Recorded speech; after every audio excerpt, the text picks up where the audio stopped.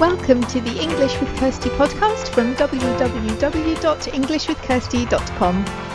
Here I'll be sharing with you tips, information and other learning resources so that you can improve your business English.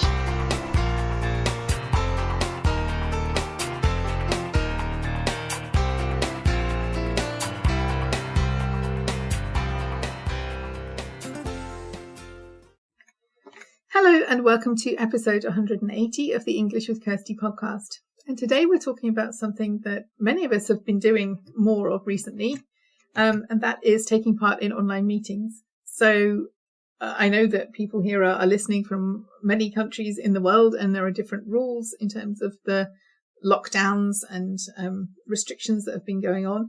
But certainly in the UK, we had a lockdown at the beginning of, in spring. And as a result of that, many people are still doing a lot of business online. They're working from home. There's much less business travel. For me, I always work online. So that isn't much of a difference for me because all of my meetings with customers are online, usually one-to-one meetings online. So that didn't change, but I did notice that I was taking part in more meetings online. Some of my social activities went online, and also I started attending some bigger meetings with other people, so they weren't my meetings. And that was a bit different for me because there were more people in those meetings. They weren't just the one-to-one meetings that I was more used to.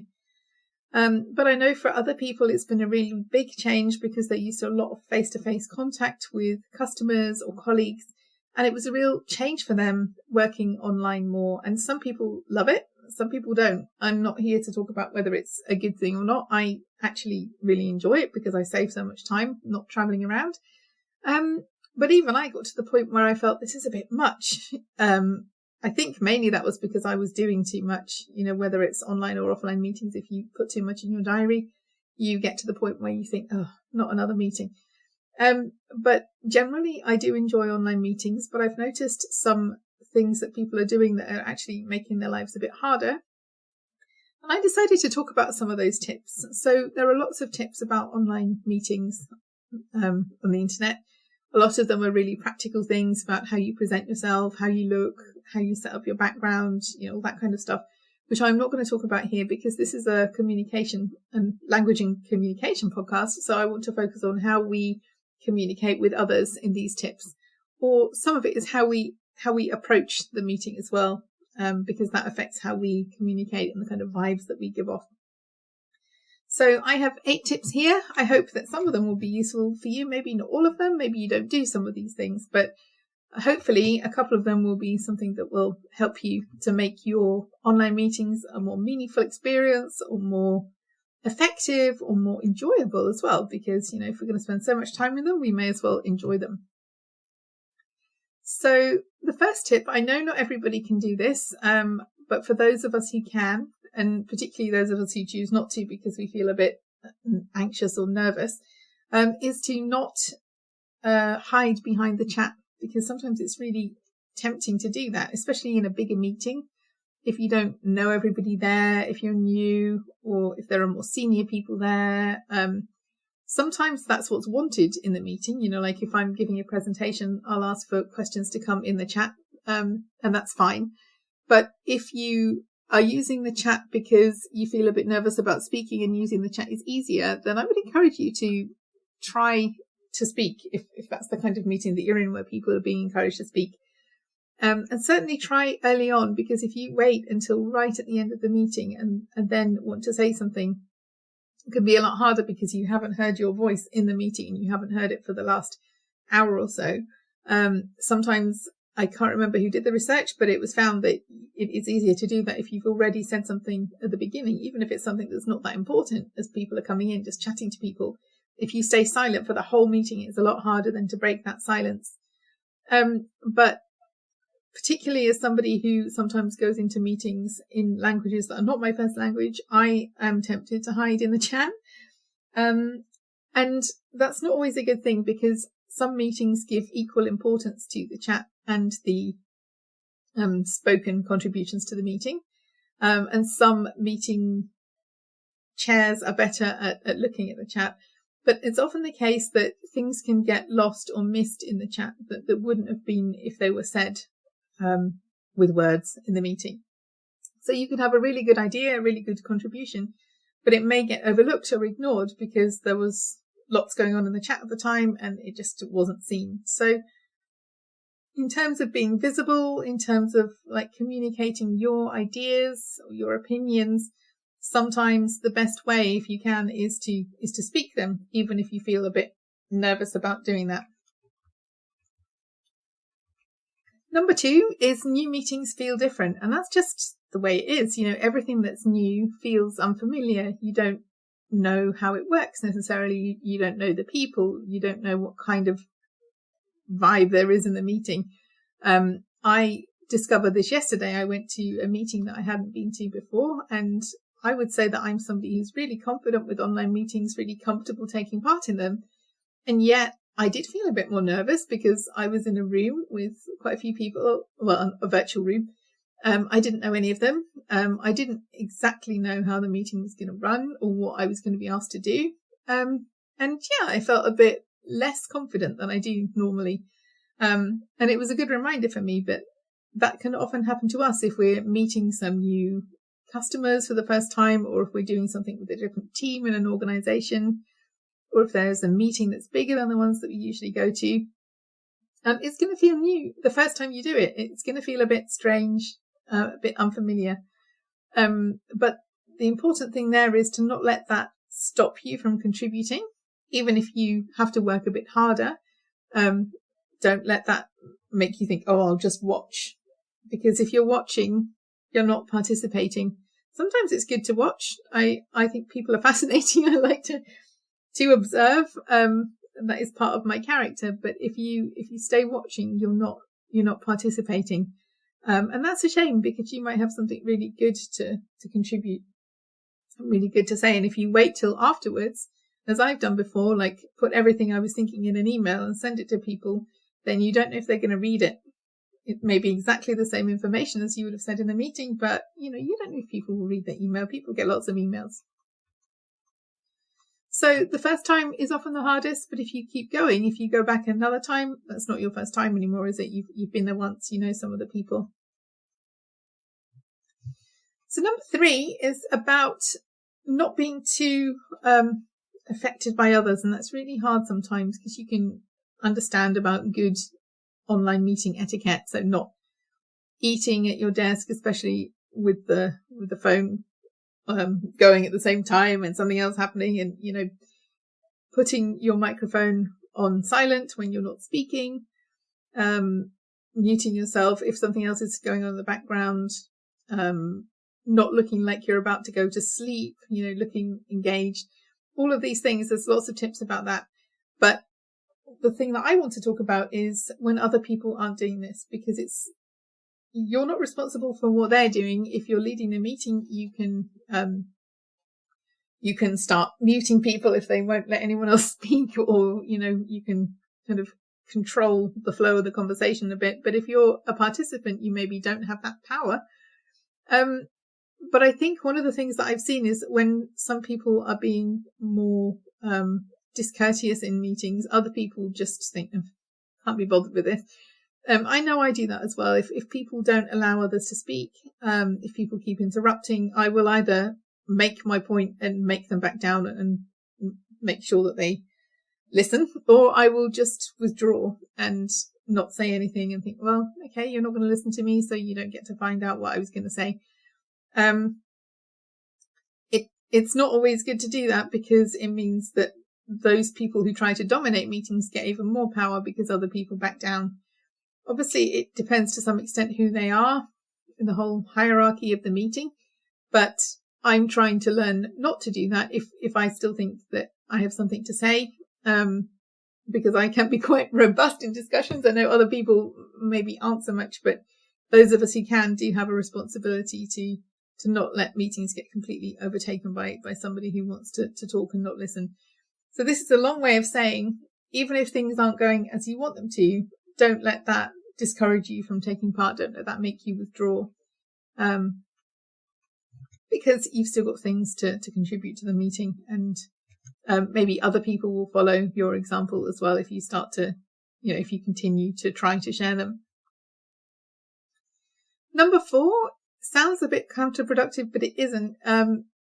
Virtual coffees. So I've been doing this a few times now with people that are in meetings, bigger meetings that I've been involved in.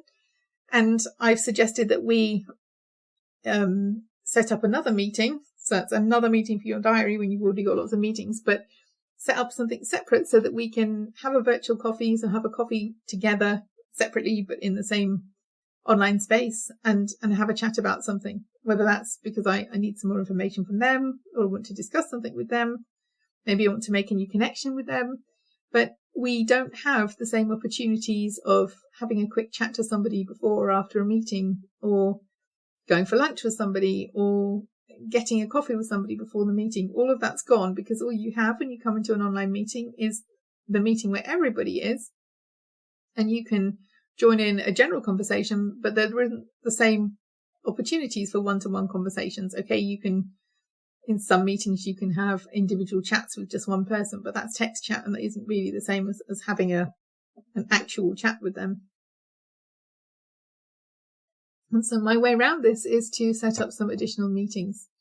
And again, yeah, that does take more time, but it's often worth making the time and building relationships with people, because then, you can have allies in the bigger meeting, or you can have a second opinion before you suggest something, or you can have a collaboration that you may not have had, that may not have been appropriate to talk about in the main meeting. So at first it does feel a bit, oh no, not more meetings on top of the meetings I already have, but it can really be worth investing time to do that, because it's a different dynamic in a one-to-one. If you're learning another language or using another language, it's sometimes nicer. I would much rather use my other languages talking to an individual than a big group. And I feel more relaxed about that. And I generally say more. So I know that works for me. And so I try to make that happen a bit more, because I know that I will get the best results. But it could be to do with language. It could be just, as an introvert, I feel that as well. I am much happier chatting one-to-one. So, there's nothing wrong with setting up some additional meetings if you don't want a big meeting format for everything that you want to say. So know what works for you best in terms of your communication style. And if that is smaller meetings, then set them up. Number 5, verbal communication just became more important. So in a face-to-face meeting, eye contact is more important. And some of the decisions about who's going to speak next are negotiated using eye contact, gestures. You don't have a lot of that in the face-to-face meetings. It's not possible to communicate as effectively in that way with the non-visual clues and the non-visual gestures. For me, as somebody with a vision impairment, I feel that we're all on a level playing field now. So I can't participate in this in face-to-face meetings, and it puts me at a disadvantage sometimes. So I'm not sorry to see it go, but I know that some people feel it's a lot harder if they are used to relying on that in face-to-face meetings. It can be more difficult in online ones where those things are taken away. So the thing there is to really focus on what you say. So, have a look, see if you can hear that other people want to make a point, or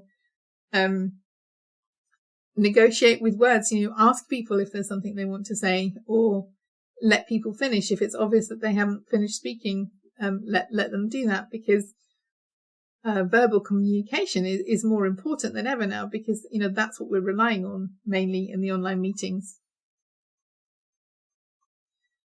Number 6, listen in order to understand and not just to reply. And I've seen a lot of people doing this.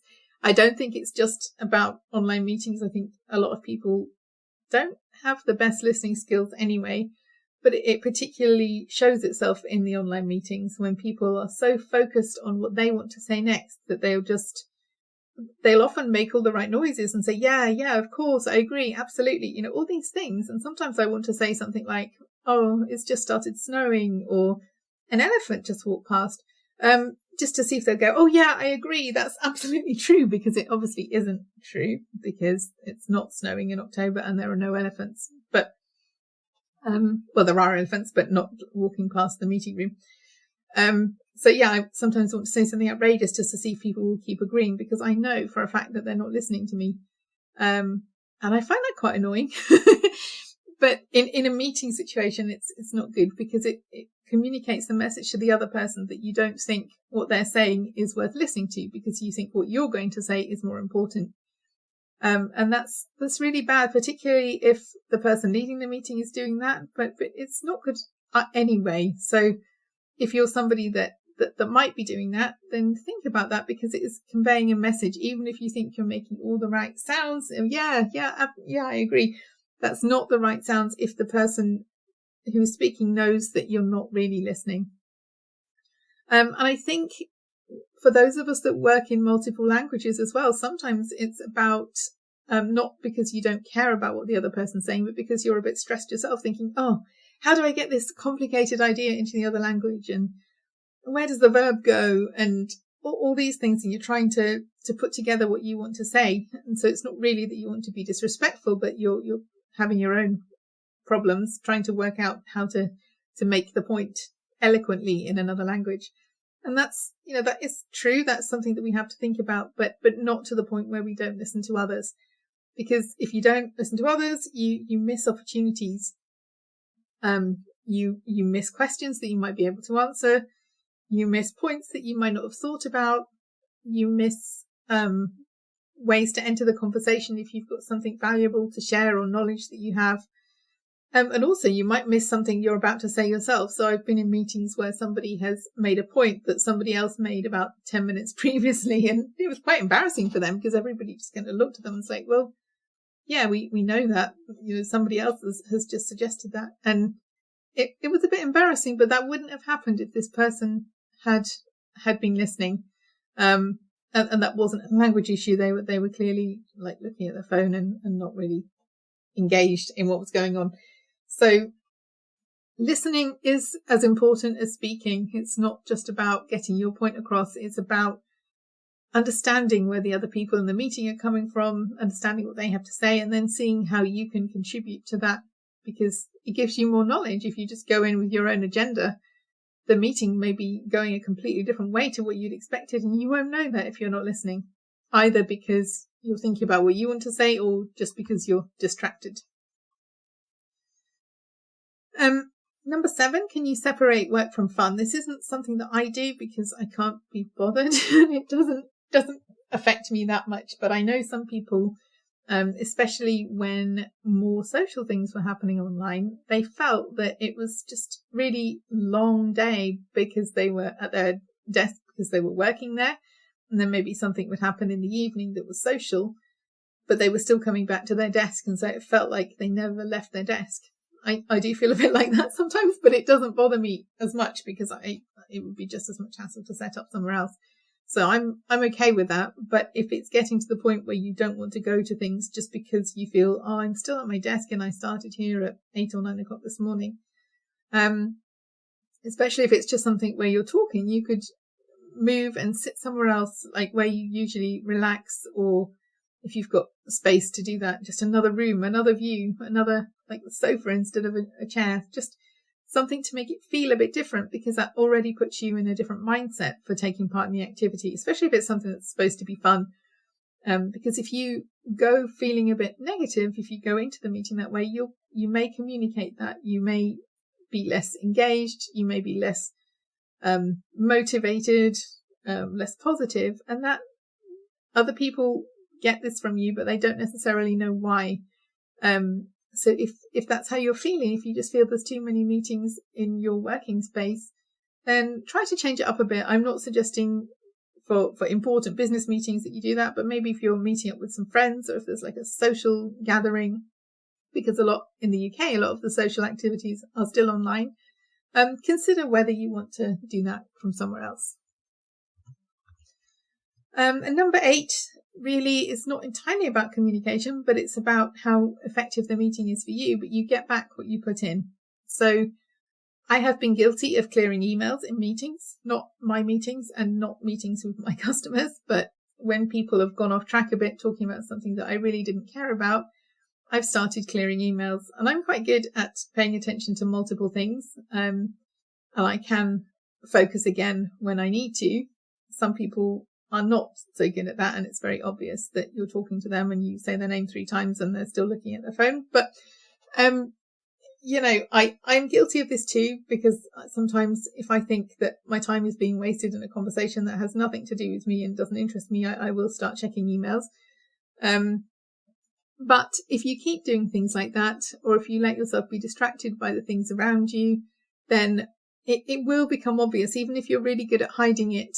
Like I might, I turn my microphone off so people can't hear me typing. And I don't know, it is obvious when people aren't really there or aren't really paying attention. So if you do that, then you can't expect to have a really good experience or for it to feel really productive for you, because you're not contributing either. You're not there. You're not present. So I know it's difficult. It's easier for me because I can choose what meetings I go to. So my problem isn't that I'm in pointless meetings. It's that some people in the meetings I'm in get sidetracked with discussions that I don't care about. But I know for some people, you have to be at meetings that you probably wouldn't choose to be in. And that can be frustrating, especially at the end of a long day. But just thinking about, you do get back what you put in. So if you start thinking, oh, this is going to be boring, it probably will, because you've already written it off. Whereas if you think, right, I'm going to look for something that I can do, or I can change, or I'm going to try and, make contact with a couple of new people, or I'm going to try and get agreement for this idea, or whatever your agenda is, that may change as the meeting develops. But if the only thing you think about is this is going to be really dull, then yeah, it may well be. Obviously, if that's just a presentation and then you're sitting there listening to it, you can't affect it that much. But I'm talking about the meeting, so you do have the chance to contribute and to shape the way things go in the meeting. So I know it's some people are happy about more online meetings than others. I can't change that. This is, a global situation that we have. But if there are people who would like some help, particularly those who want to improve their English language skills, if one of the reasons you're not enjoying them as much is this is a different way of working and you find it more difficult, or you'd like some practice outside of your work situation, I do offer one-to-one tuition. So you can find out more about that on the show notes page, which is englishwithkirsty.com/podcast/episode 180. Or you could email me podcast@englishwithkirsty.com, and you can find out more information that way. If you think I could help you I can give tips, I can help you with your language skills. I can give you language practice, talking to somebody that isn't directly involved in your company or your work, which means that you can relax a bit more. If that sounds good to you, then get in touch and I'll see how I can help. Otherwise, I hope all your online meetings are good ones. Have a good week and have fun learning English.